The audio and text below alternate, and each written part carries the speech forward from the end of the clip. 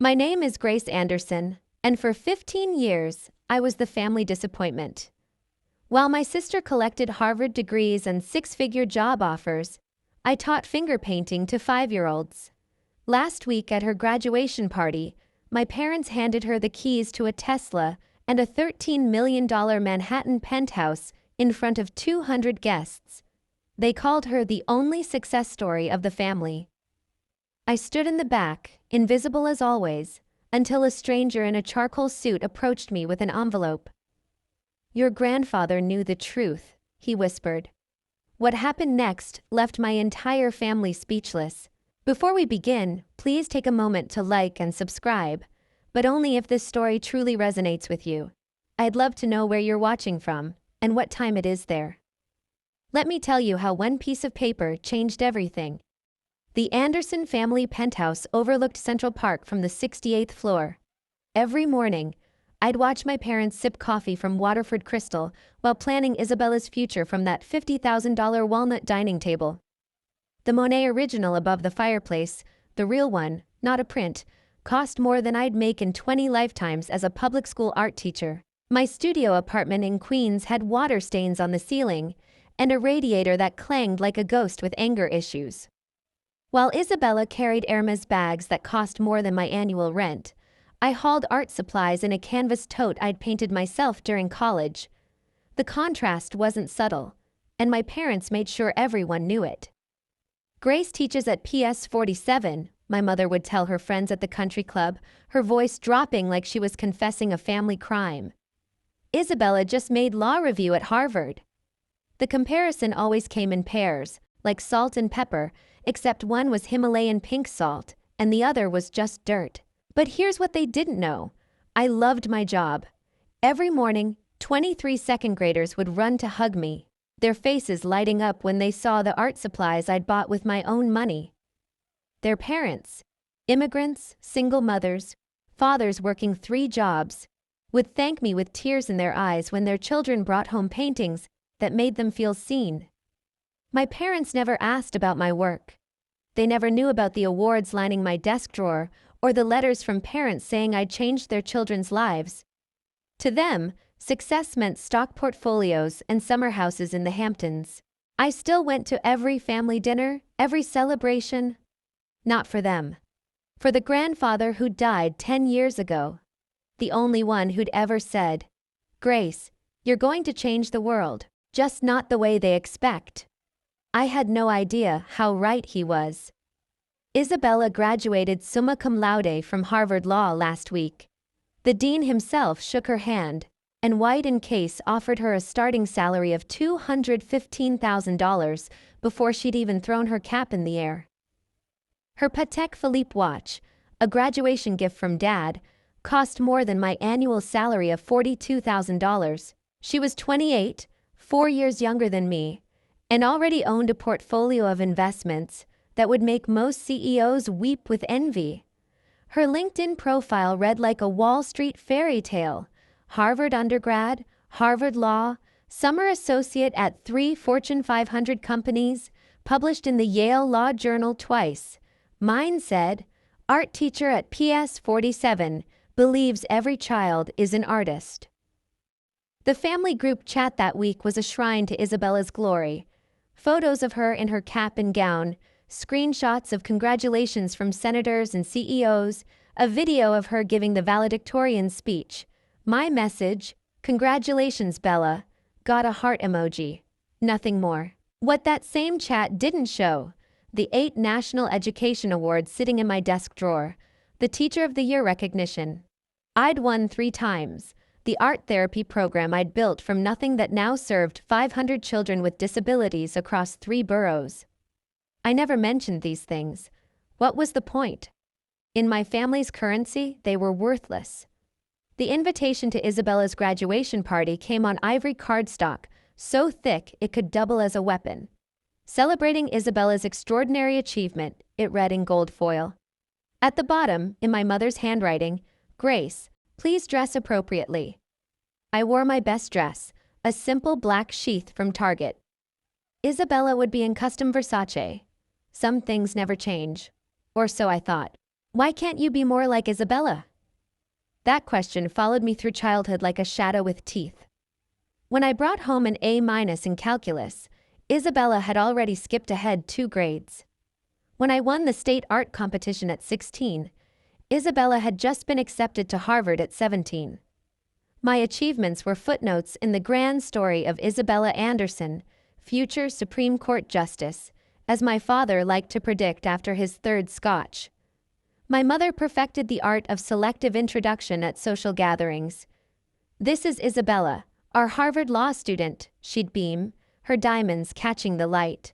Then, if pressed, "Oh, and Grace, she teaches." The pause before teaches stretched like a void where disappointment lived. I chose teaching because of Mr. Yamamoto, my high school art teacher who saw me crying in the supply closet after another "Why can't you be" lecture. He said something I never forgot. "Some people build skyscrapers, Grace. Others build souls. Guess which one lasts longer?"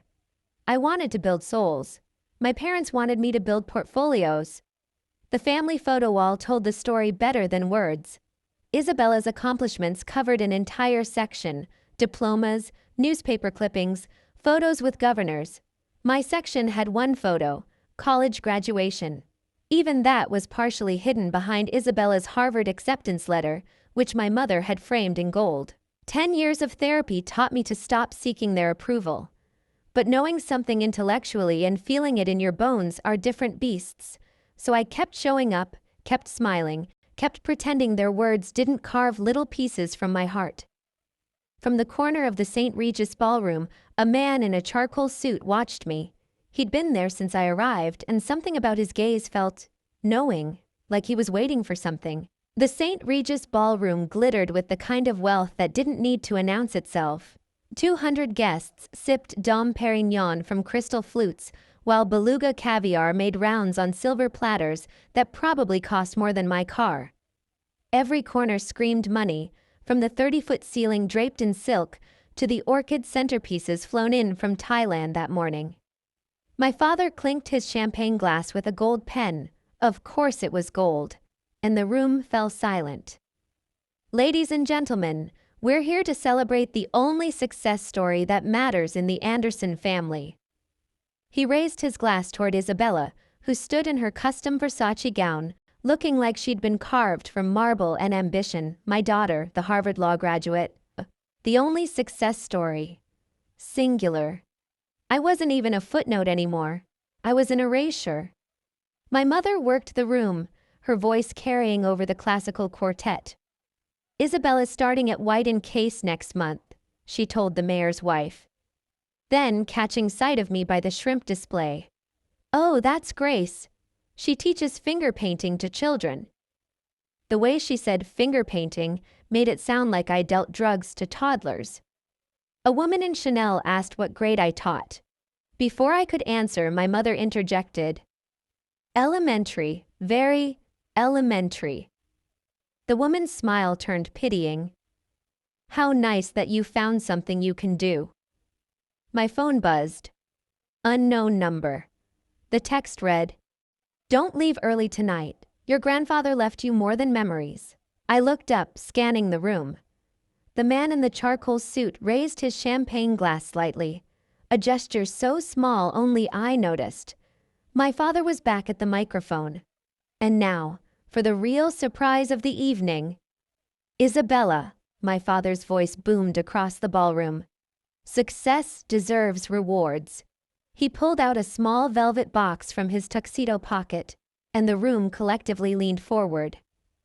"The keys to your new Tesla Model S Plaid." The crowd gasped. Someone actually applauded. The key fob glinted under the chandeliers. A $130,000 car for a 28-year-old who already owned a BMW. Isabella floated to the microphone, her smile practiced from years of being the chosen one. "Thank you, Daddy." She held up the keys like a trophy. The photographer my parents hired, yes, they hired a professional photographer for this, captured every angle. "But that's not all," my mother chimed in, joining them on stage.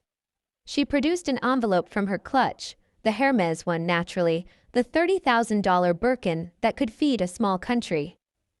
Inside this envelope is the deed to your new home, a $13 million penthouse in Tribeca, 4 bedrooms, private terrace, and a view of the entire city you're about to conquer. $13 million. For reference, that could fund my entire school's art program for the next century. It could provide therapy for thousands of children who'd never otherwise afford it. Instead, it would house one person who already had everything. Isabella hugged them both, and the photographer went wild. The crowd erupted in applause that felt like tiny hammers against my skull. I stood in my corner, invisible as wallpaper, holding my champagne flute so tight I worried it might shatter. "This Tesla is just the beginning of what you deserve, Isabella," my father said into the microphone. His words carried across the room, across the years of comparison, across every moment he'd looked through me like I was transparent. The man in the charcoal suit moved closer. Not obviously, just a drift through the crowd that brought him within earshot. He wasn't watching Isabella's triumph. He was watching me. My phone buzzed again. "The real show starts in 5 minutes. Don't sign anything." Sign anything? What could I possibly— "Grace?" My mother's voice cut through my thoughts. "Come here, please, we need you on stage." Isabella held the microphone like a scepter, her Harvard law ring catching the light. "I want to thank everyone for celebrating this moment with us," she began, her voice honey-sweet with hidden thorns. "Success isn't easy. It takes dedication, ambition, and the courage to reach for more than—" She paused, her eyes finding mine. Finger paintings and participation trophies. Nervous laughter rippled through the crowd. Someone whispered, "Harsh." Another said, "But true." "Some people," Isabella continued, "are content with mediocrity. They find comfort in small lives, small dreams, small paychecks. And that's fine. The world needs people to teach children their ABCs, while others of us argue cases before the Supreme Court." My cheeks burned. 200 pairs of eyes tried not to look at me while absolutely looking at me. A woman in pearls stage whispered to her husband, "Is that the teacher's sister? Poor thing." "But tonight isn't about those who settle." Isabella raised her champagne. "It's about excellence. It's about proving that with the right mindset, the right education, and the right priorities, anyone can— "Excuse me." The man in the charcoal suit stepped forward. The crowd parted like he carried invisible authority. He was older than I'd first thought, maybe 75, with silver hair and eyes that had seen decades of secrets. "I apologize for interrupting," he said, his voice carrying despite its softness. "My name is Harold Whitman. I was your grandfather's attorney for 40 years. My father's face went pale. My mother's champagne glass trembled. "I have something that needs to be addressed tonight," Harold continued, pulling out a leather envelope from his jacket, "before any more announcements are made." Isabella's smile froze. "I don't think—" "Oh, but I do think," Harold said. "In fact, your grandfather insisted." My father recovered quickly. He always did when his authority was challenged. "Mr. Whitman, this is a private family celebration. Whatever business you have can wait until— Actually, it can't."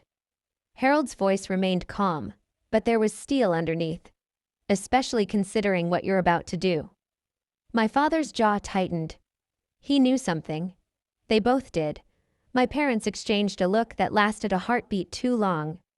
"As I was saying," my father turned back to the microphone, speaking faster now, "Isabella will also be inheriting the entirety of the Anderson family estate. The company, the properties, all of it. She's proven herself capable of managing substantial assets." The room erupted in congratulations. Isabella glowed. My mother smiled so wide her Botox almost cracked. "Grace, on the other hand," my father continued, and my stomach dropped, "simply doesn't have the capacity for such responsibility. Teaching finger painting to children is noble, I suppose, but it hardly qualifies someone to manage millions. Some people build empires, others finger paint." The words hit like physical blows. "Which is why," my mother joined in, producing another document from her bag, "we need Grace to sign this waiver of inheritance rights. It's what's best for everyone. The crowd went silent. This was too much drama, even for the Upper East Side. Come on up, Grace, my father said. It wasn't a request. I walked to the stage on legs that felt like water. 200 people watched me climb those 3 steps. The woman in Chanel whispered something about family business being so awkward. Someone else muttered about knowing one's place. My mother held out the waiver and a Montblanc pen. Just sign it, sweetheart. Don't make this harder than it needs to be. Harold Whitman stepped onto the stage. I really must insist you stop. You have no authority here, my father snapped. Harold smiled. It wasn't a kind smile. Your father would disagree. And since he's the one who actually built this empire you're so eager to redistribute, I'd say his opinion matters. The pen felt heavy in my hand. 200 guests waited. Isabella's smile could have cut glass. The waiver sat on the podium, its legal language blurring through tears I refused to let fall. Sign it, Grace, my mother hissed, her voice low enough that the microphone wouldn't catch it. For once in your life, do the right thing. The right thing. For them, that meant disappearing. Isabella leaned into her own microphone. This is what's best for everyone, Grace. You know you can't handle this kind of responsibility. Remember when you couldn't even manage your college loans without crying? Someone in the crowd actually laughed. My hand moved toward the signature line. Grace Anderson. Harold Whitman's voice rang out clear and sharp. I need you to know something before you sign that document. My father stepped between us. Mr. Whitman, you're trespassing. Security. I'm here as the executor of William Anderson's estate, Harold said, louder now. Your grandfather's real estate, the one your parents have been hiding for 10 years. The ballroom went so quiet, I could hear my mother's pearls clicking against each other as she trembled. That's impossible, my father said, but his voice cracked. My father's will was simple. Everything to me. The will you filed was simple, Harold corrected.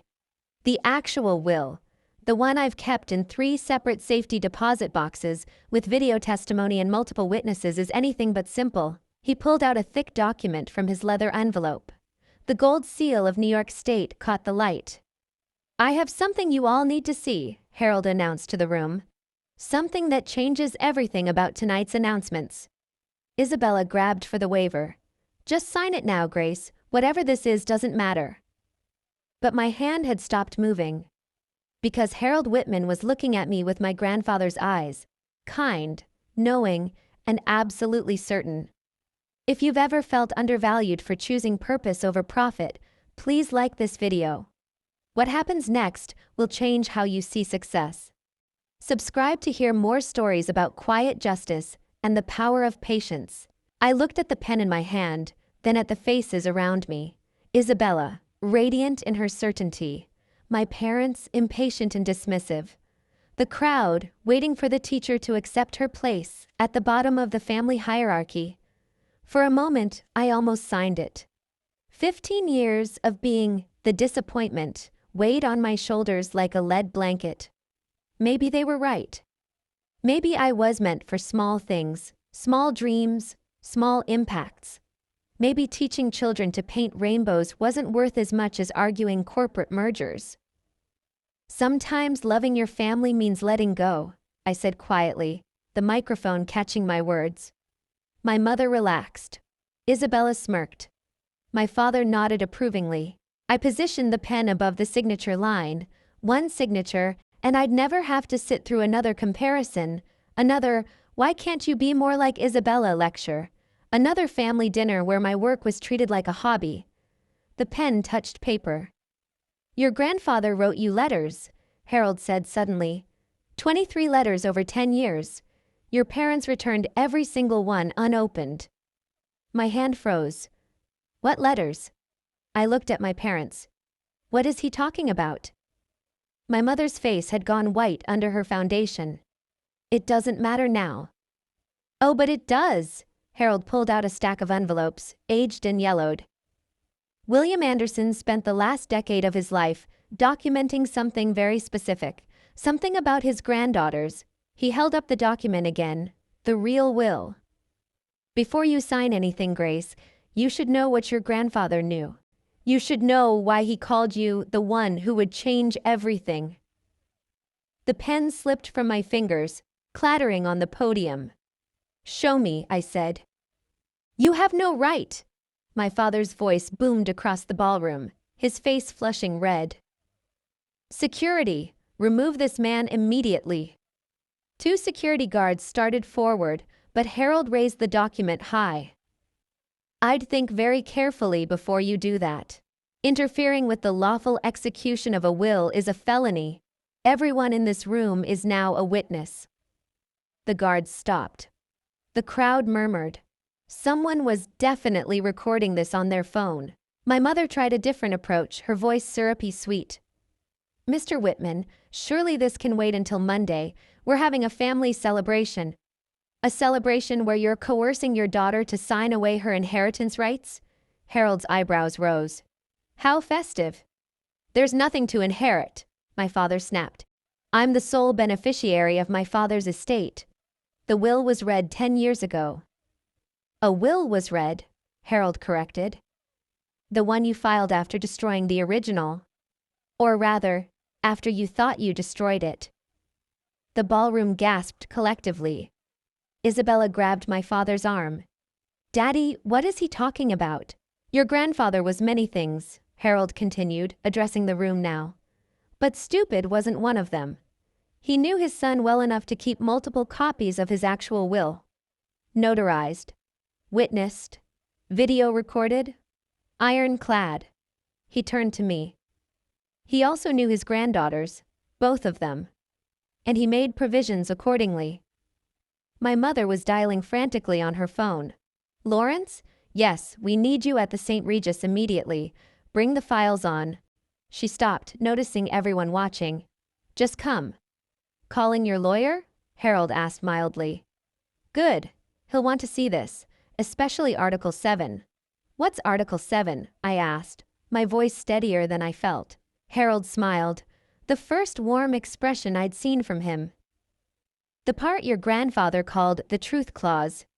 The part that explains why he spent 10 years watching both his granddaughters from afar, documenting everything. My father lunged for the document. Harold stepped back, surprisingly agile for his age. Shall we read it together? Harold asked. Or would you prefer to tell them yourself what you've been hiding? Harold opened the document, its pages crisp despite their age.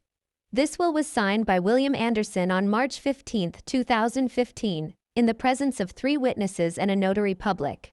It was subsequently filed with my firm, with copies sent to 2 additional law firms for safekeeping. That's impossible, my father said, but his voice had lost its authority. I handled his estate. You handled what you wanted to handle, Harold interrupted. Your father knew you would, which is why he included very specific instructions about when and how this will should be revealed. He looked at me. He wanted to wait until both granddaughters had shown their true character. Tonight seemed appropriate given the circumstances. Isabella pushed forward. This is ridiculous. Even if there's another will, it can't override. Actually, Miss Anderson, given your Harvard Law education, you should know that a properly executed later will absolutely overrides an earlier one, especially when the earlier one was, let's say, creatively edited. My parents exchanged another look. My mother's hands were shaking. Your grandfather spent 10 years documenting something very specific, Harold continued. The real contributions his granddaughters made to society, not the degrees, not the salaries, the actual impact. He pulled out a folder thick with papers. Grace, did you know your grandfather hired a private investigator to follow your career? Not to spy, to document. Every award you won that your parents ignored. Every child whose life you changed. Every family you helped through your art therapy program. The room was silent. Even the waitstaff had stopped moving. He has files on both of you, Harold said, looking between Isabella and me. And based on those files, he made his decision about who should inherit the Anderson legacy. This is insane, Isabella said, but her voice wavered. No, Harold replied.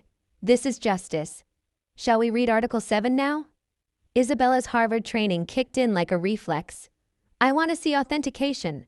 Notary seals, witness signatures, timestamp verification. This could be fabricated. Anyone can create old-looking documents. Spoken like a true lawyer, Harold said approvingly. He pulled out a manila folder, notarized at 3 separate locations. Here's the seal from New York State, authenticated last week when I knew tonight was happening.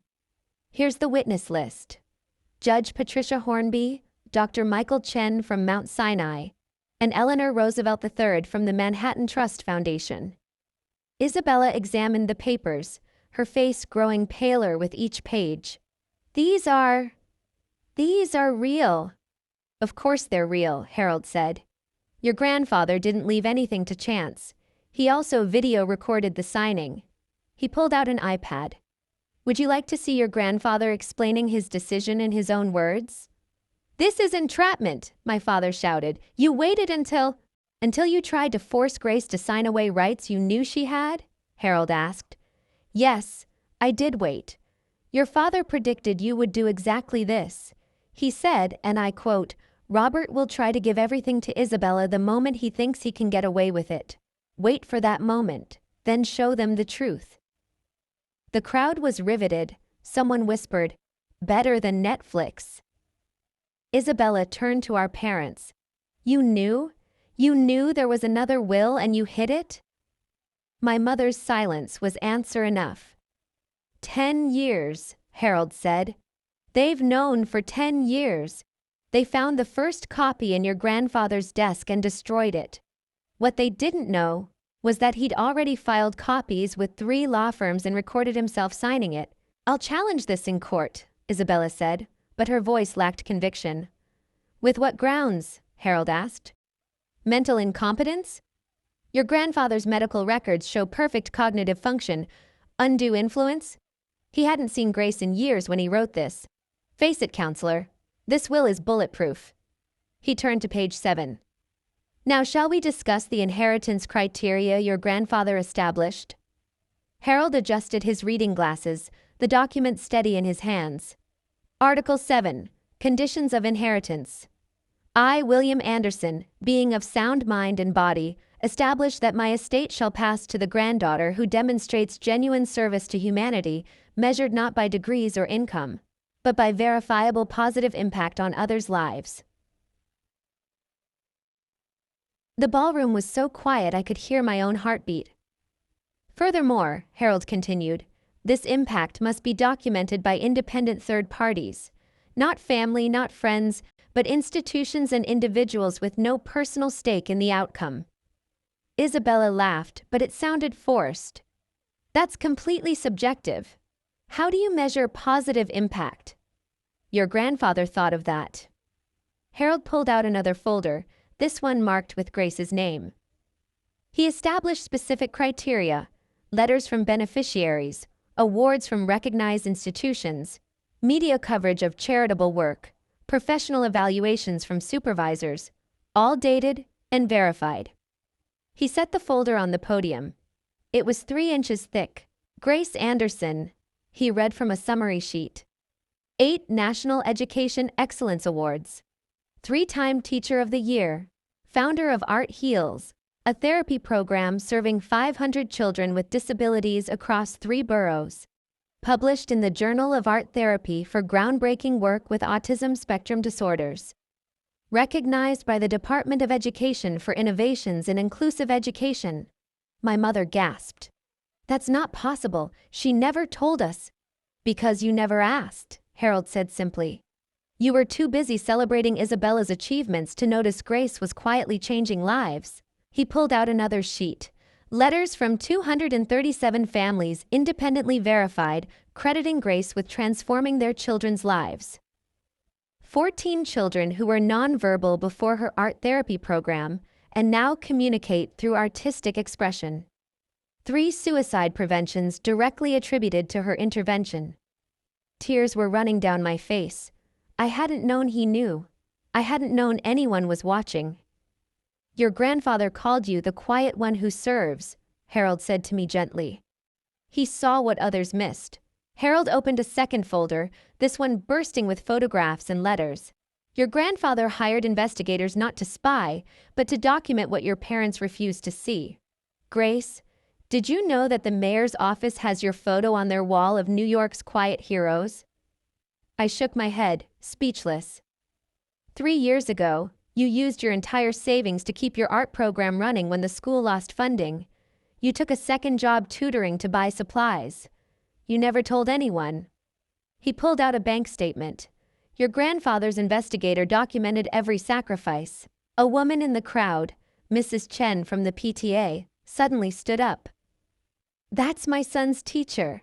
She saved his life. He was diagnosed with selective mutism, wouldn't speak for 2 years. Grace taught him to paint his words. Now he won't stop talking. She glared at my parents. You should be ashamed. Others began standing. A man in a navy suit. She taught my daughter after she lost her hearing, said art doesn't need words or sound. Another parent. My son has autism. Grace spent her lunch breaks working with him for free. He just got accepted to art school. My parents looked stunned. Isabella's mouth hung open.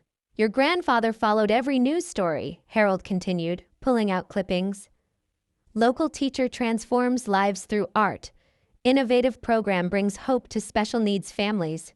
The quiet revolution in room 203. He looked at my parents. You had every opportunity to know this. You chose not to look. Then he turned to Isabella.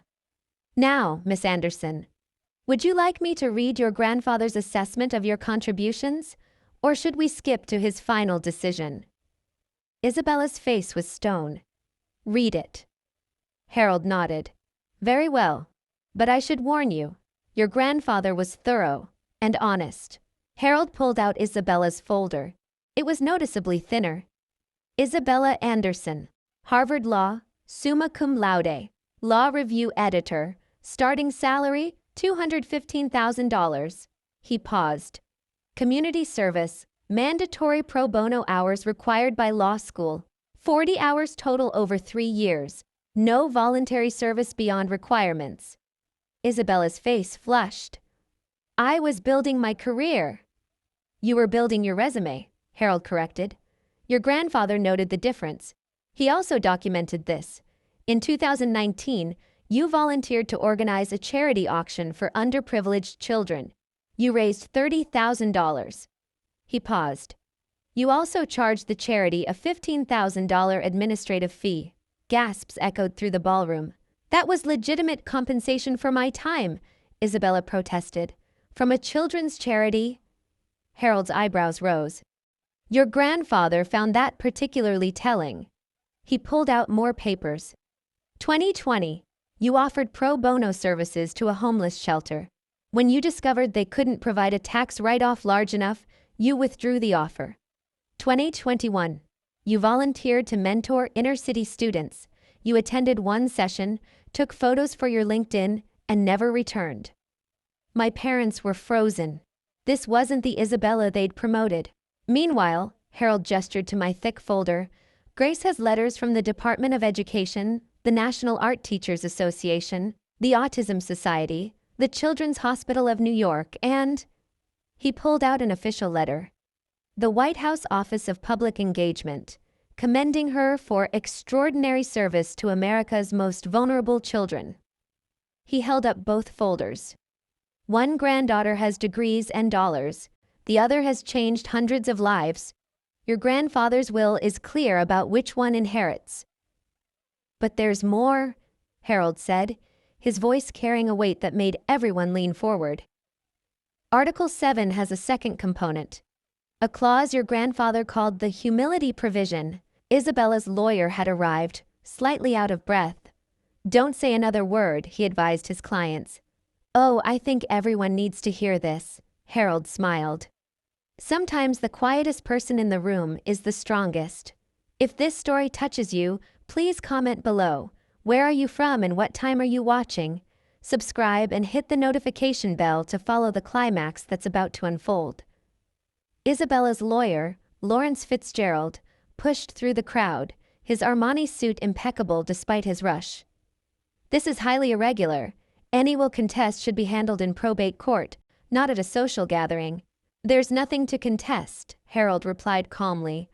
I'm simply executing William Anderson's explicit instructions. He wanted this revealed publicly, in front of witnesses, specifically when the family tried to exclude Grace from inheritance. Isabella grabbed Lawrence's arm. Tell them this won't hold up. Tell them I'll sue for defamation, for intentional infliction of emotional distress for what? Harold interrupted. For revealing the truth? Your grandfather documented facts, Miss Anderson. Pro bono hours are public record.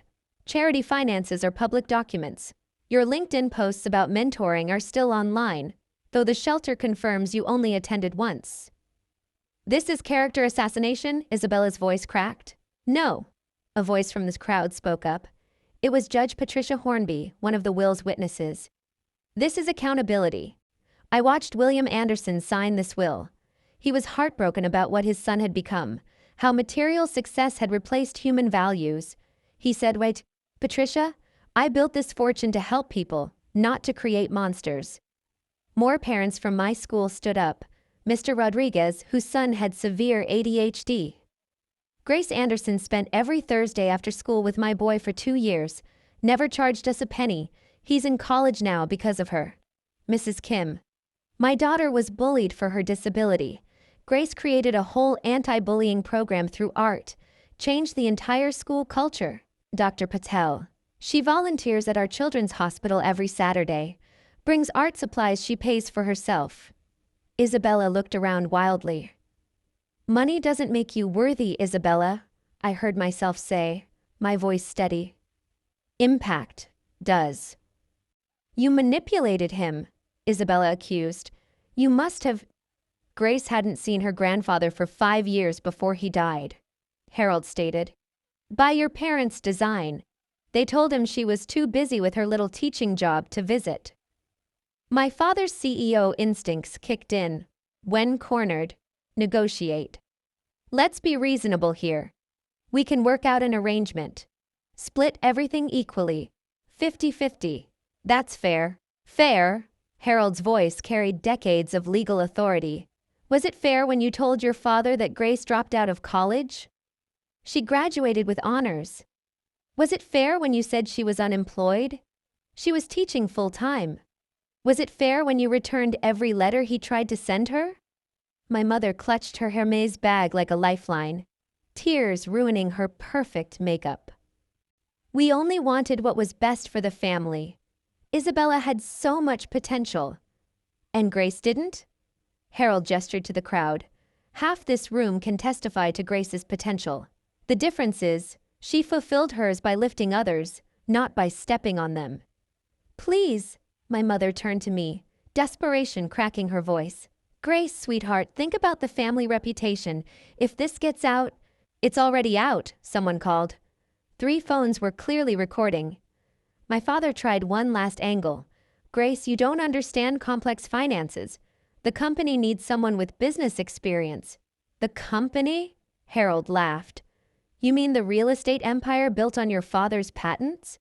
The ones he invented while teaching at Columbia? Before he knew his son would value square footage over souls? Lawrence whispered urgently to my parents. Isabella stood frozen, her perfect world crumbling in real time. We can challenge mental capacity, Lawrence suggested quietly, but his voice carried. Judge Hornby stood up. I'd be happy to testify about William's mental state, sharp as a tack. He beat me at chess the day before he died. My father's shoulders sagged. My mother sank into a chair. Grace, my father said quietly, what do you want? For 15 years, I'd been silent. The quiet one, the disappointment, the afterthought. Now 200 people waited for my words. What do I want? I repeated, my voice carrying across the ballroom. I wanted parents who saw me, who valued compassion over compensation, who understood that teaching isn't settling, it's building the future one child at a time. I stepped toward the microphone, my target dress suddenly feeling like armor. I spent 15 years believing I was less than Isabella, because my bank account was smaller, because my car was older, because my apartment didn't have a doorman. I looked at my parents. You taught me that worth equals wealth. Grandfather knew better. The room was silent except for someone quietly crying, Mrs. Chen, whose son I'd taught to speak through art. I don't need your money, I continued, looking at my parents. I needed parents who celebrated my first teaching award the way you celebrated Isabella's first A+. I needed a family who understood that changing one child's life matters more than billing hours. Isabella finally spoke. So sanctimonious, so noble. You think you're better than me because you're poor? No, I said simply. I think I'm fulfilled because I'm useful. There's a difference between being successful and being significant. Grandfather understood that. Harold cleared his throat. Speaking of your grandfather's understanding, there's one more aspect of Article 7 we need to discuss. The conditions for Isabella. Everyone turned to him. Your grandfather didn't disinherit you, Isabella, Harold said. But your inheritance comes with conditions. Isabella's eyes sparked with hope. What conditions? 2 years of documented public service, real service, not photo ops, not resume building, teaching, volunteering, genuine contribution to society. Only then do you receive your portion. That's extortion. That's education, Harold corrected. Your grandfather's final attempt to teach what your parents failed to, that privilege comes with responsibility. But I have one condition too, I said, and everyone turned back to me. Harold smiled as if he'd been waiting for this moment. Before you state your condition, Grace, there's something else. He flipped to the next page. The humility provision, subsection C. He read aloud. Should any beneficiary attempt to coerce, manipulate, or force another beneficiary to forfeit their inheritance, the coercing party forfeits all claims immediately and permanently. My parents went white. Isabella grabbed the podium for support. Furthermore, Harold continued, if such coercion occurs in public, witnessed by multiple parties, the forfeited inheritance transfers entirely to the wronged party, activating the emergency trust fund of $15 million, separate from the estate. Lawrence frantically flipped through his phone, presumably checking legal databases. That's ironclad. Tonight, Harold gestured to the room. Robert and Margaret Anderson, along with Isabella Anderson, attempted to force Grace to sign away her inheritance rights in front of 200 witnesses. The conditions of subsection C are met. $15 million? Isabella's voice was barely a whisper. Your grandfather was very specific, Harold explained. He said, if they gang up on Grace, and they will, she should have immediate resources to establish her independence. The fund transfers automatically upon documented coercion. He pulled out a tablet.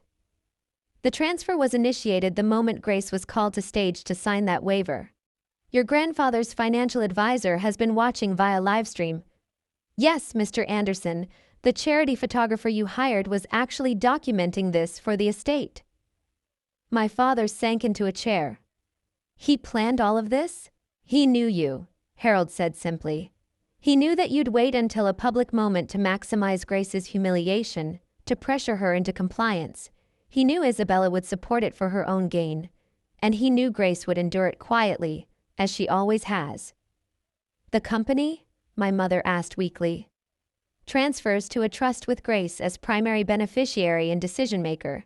Though, Harold looked at me, your grandfather hoped you'd convert it to a foundation. He left suggestions for focusing on art therapy and special education. Isabella was crying now. Not pretty tears, but the ugly kind that come with genuine loss. My job offer? White & Case has a morality clause, Lawrence said quietly. Being party to inheritance fraud, they'll withdraw the offer. The Tesla keys fell from Isabella's hand, clattering on the marble floor. Lawrence Fitzgerald, despite being my family's lawyer, had gone pale as he scrolled through his tablet. The legal ramifications are severe. The attempted coercion tonight, witnessed and documented, constitutes inheritance fraud. The Bar Association will investigate. Isabella, your law license application. No, Isabella gasped. No, they can't. They can and they will, Judge Hornby interjected. Attempting to defraud a family member of inheritance through public coercion, the Character and Fitness Committee will have a field day. Harold produced more documents. The estate accounts were frozen 40 minutes ago, the moment the coercion began. Court orders, signed by Judge Martinez, who's been monitoring the situation remotely. He held up papers with red seals. Robert Anderson, your access to the company accounts is suspended pending investigation. The brownstone, the Hampton House, the portfolio, all frozen. You can't do this, my father roared. I'm not doing anything, Harold replied. I'm executing William Anderson's explicit instructions. He wrote, if Robert tries to steal from Grace, and he will, stop him immediately and publicly. My mother's phone rang. She answered with shaking hands. Hello? What do you mean frozen? All of them? She looked at my father. The credit cards aren't working. The penthouse? Isabella asked desperately. The one you just gave me? Was never theirs to give, Harold said. It's part of the estate, which now belongs to Grace. Someone in the crowd whistled low. $13 million? Plus the company valued at $30 million, Harold added. Plus the liquid assets of approximately $15 million. Plus the art collection, your grandfather was quite the collector, valued at $6 million. $64 million? Isabella's legs gave out. Someone pushed a chair under her. That Grace's parents tried to steal from her, Judge Hornby said loudly, ensuring the recording phones caught every word. This is why William Anderson wanted witnesses. The crowd was buzzing. This would be all over the Upper East Side by morning, all over the internet by midnight. The Tesla? Isabella asked in a small voice.